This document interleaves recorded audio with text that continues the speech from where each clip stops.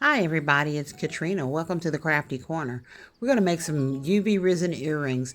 Here you'll see I'm using the BS resin to make these earrings with. And I'll also be using some glitter that I got from Lee. And these are glitter ornaments. And they're very pretty. So we're going to make some really cute earrings. So remember, safety first. I always wear gloves when I do my UV resin. So here I'm putting on my gloves. And I'm going to lay my first layer. And we're going to do this in layers so that we get a nice fat round earring that looks really nice and we don't have to do a whole lot of shaving to.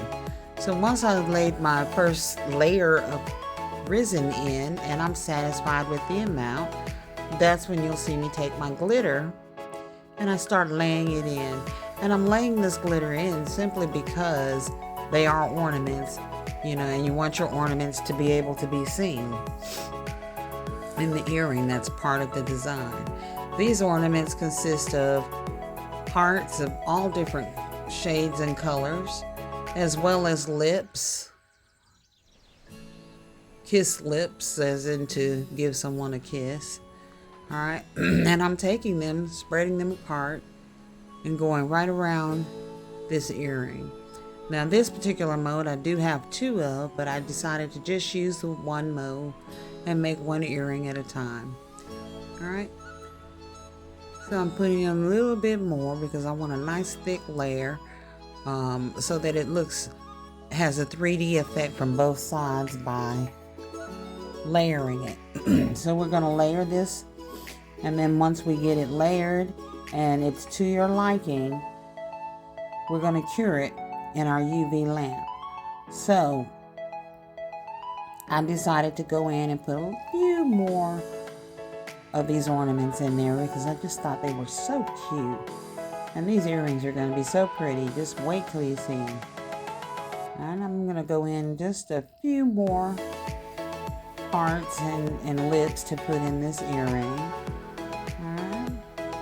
Make sure your resin is spread out good. And then once you finish, we cure it.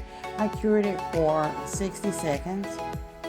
And then I went back in with another layer of the BS resin.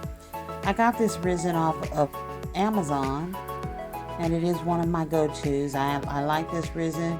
It is not expensive. I got 4 of those tubes just like that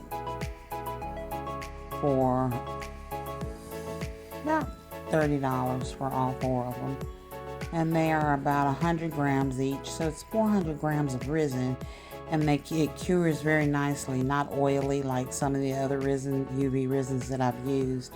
You can also set these outside in the daytime and let them cure some more if your resin tends to get oily. So you'll see in our next layer here, I'm going in with some more of those ornaments, spreading them out so that we get a nice effect with them being spread out. You don't want them all lumped together. And I'm just using my Q-tip, or my little cocktail stick, really is what it's called, to lay those ornaments. All right, and then I cured that for another 60 seconds, and now I'm going in with my final layer of resin, and I will not put any ornaments in the final layer. This is the layer that gives us that 3D look, and I just want to make sure your mold is full so that you get a full effect for your earring. All right, once I'm satisfied with the amount that I put in there, I cured that for 120 seconds. And then at 25 seconds, I turned the mold over and let the rest of it cure for the back of it cure for 25 seconds.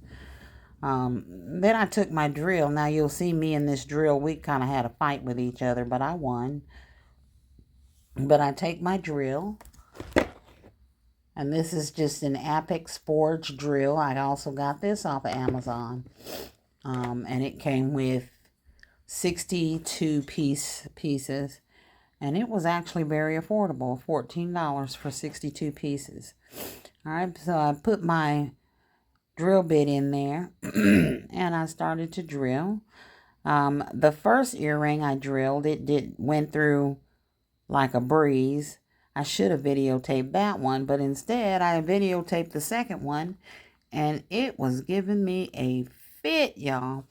So blame it on the operator and not the machine. I'm learning to use this machine. Like I said, I just actually got it yesterday from Amazon. And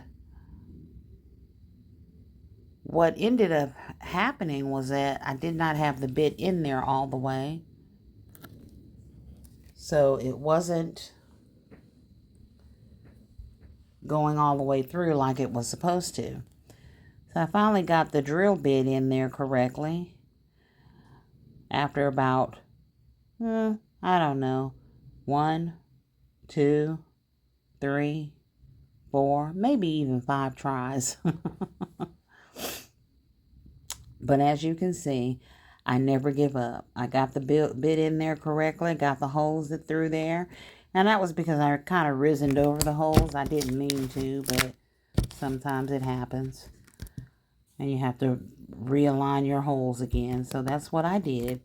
Then I decided on which color findings I wanted to use. Now I have probably about 4 sets of these findings for earrings and jewelry. And I decided to use gold. So right now I'm digging through here to get my large jump rings out. Because this earring is a little bit on the thick side, you're going to need your large jump rings for it. Otherwise, you're not going to get it to go through all the way to the other side of the hole. Now, if anybody ever tells you that putting these jump rings on is easy peasy, it's not. Some days jump rings go on for me just fine, no problems. Today was not one of those days, but it's okay. We got the jump rings on there and we got the earrings made. So here I'm just getting the backing, the hanging part of the earring that I forgot to take out of the box. So I went back in to get those. Got to have something to stick in the holes in your ears in order to wear the earrings. So I got those, and like I said, I decided to do these in gold. All right, and I always put my things up when I get out what I need, because if I don't, and you've seen any of my lives, I will spill it.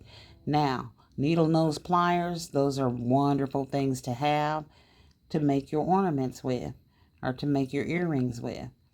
And here I use 2 of them. Once I get my jump ring on the earring, then I come in with the second set of needle nose pliers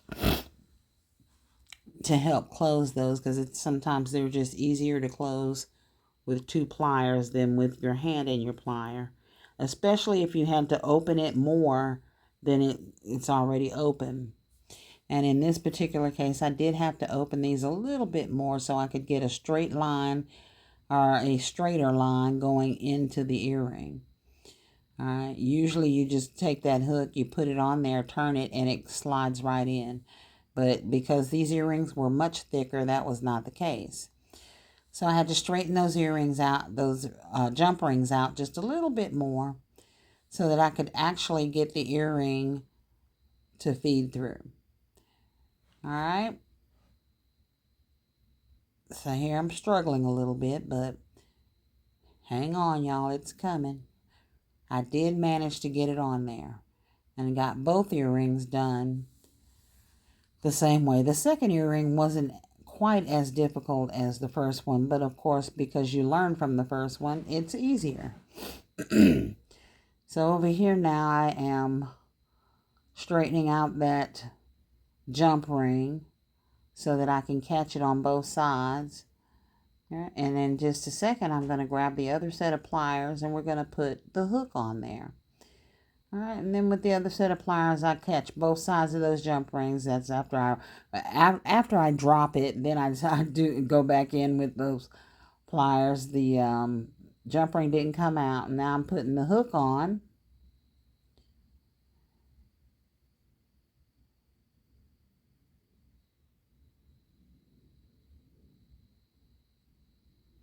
And I've come in with the other set of pliers to hold both sides of those jump rings. And I am closing it now.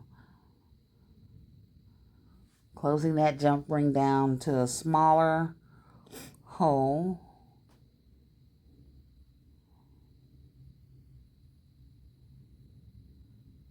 And then I'm just going to hook that on there and close it all the way. Alright, so as you can see, I've got it on there. Got the hook on there. And got the jump rings closed. And as you can see, we now have a set of beautifully handcrafted earrings.